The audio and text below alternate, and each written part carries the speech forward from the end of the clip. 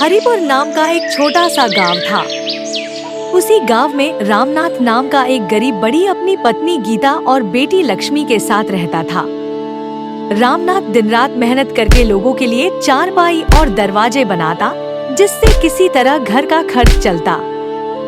बेटी लक्ष्मी पढ़ने में बहुत तेज थी, तो रामनाथ ने जैसे तैसे पैसे जोड़कर उसे शहर पढ़ने भेज दिया। सब कुछ ठीक चल रहा था, लेकिन एक दिन रामनाथ का हाथ गाड़ी से बुरी तरह कट गया।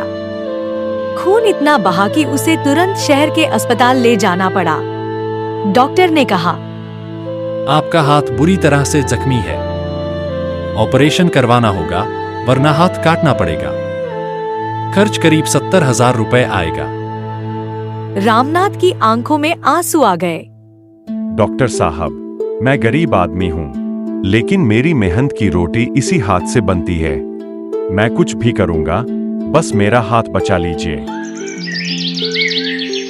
पैसों का इंतजाम करने के लिए वो गांव लौट आया, पर जेब में बस चंद सिक्के थे। तभी गांव के बनिया सेठ भोपाल दास सामने से आता है और कहता है, अरे रामनाथ, इतने परेशान क्यों दिख रहे हो? सेठ जी, बड़ी मुसीबत आ गई है। एक हाथ काम ही नहीं कर रहा है।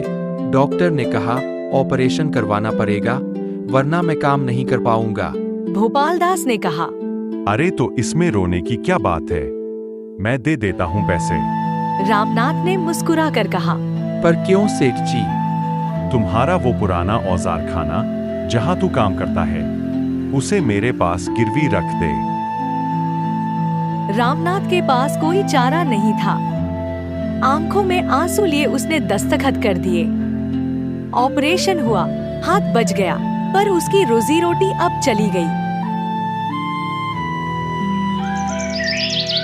कुछ महीने बाद उसकी बेटी लक्ष्मी शहर से पढ़ाई पूरी करके घर लौटी तो लक्ष्मी ने कहा, बाबा, आपने मुझे बताया क्यों नहीं कि सेठ भोपाल दास ने हमारा औजार खाना ले लिया? रामनाथ ने कहा, बेटी, उस वक्त क्या करता, जान बचाना जरूरी था। लक्ष्मी ने कहा, अब वो सेठ देखेगा कि असली बुद्धि क्या होती है। अगले ही दिन लक्ष्मी अपने बाबा को लेकर भोपाल दास के घर पहुंची और लक्ष्मी ने कहा, सेठ जी, हमें कुछ काम की जगह चाहिए। अगर आप बटाई पर औजार खाना दे दे तो हम उसमें काम कर सकते हैं। भोपाल दास ने कहा, क्यों नहीं, लेकिन शर्त है, जो भी सामान बनेगा उसका ऊपर वाला हिस्सा मेरा, नीचे वाला तुम्हारा। लक्ष्मी ने कहा, मंजूर है सेठ जी।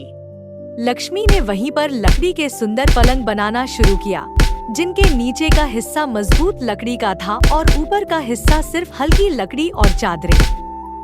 जब पलंग तैयार हुए तो उसने ऊपर की लकड़ी अलग कर दी और नीचे का भाग अपने पास रख लिया। भोपाल दास जब आया तो बोला, ये क्या, तूने पलंग बनाए? हाँ सेठ जी, आपने तो ऊपर का हिस्सा मांगा था। ये रही आपकी हल्की लकड़ी की तख्तियाँ। ये लड़की तो मुझसे भी ज्यादा चालाक निकली। लेकिन बात यहीं खत्म नहीं हुई। कुछ दिन बाद वो फिर आया। भोपाल दास ने कहा, इस बार निचला हिस्सा मेरा होगा और ऊपर वाला तेरा। लक्ष्मी ने कहा, ठीक है सेठ जी। इस बार लक्ष्मी ने खूबसूरत कुर्सियां बनाई, जिनका ऊपरी हिस्सा महंगी नक्काशी वाला था और नीचे का हिस्सा बस 4 पैर। जब भोपाल दास लेने आया, लक्ष्मी ने कहा, लीजिए सेठ जी, नीचे का हिस्सा आपका, ये 4 पैर, ऊपर की कुर्सियां मेरी।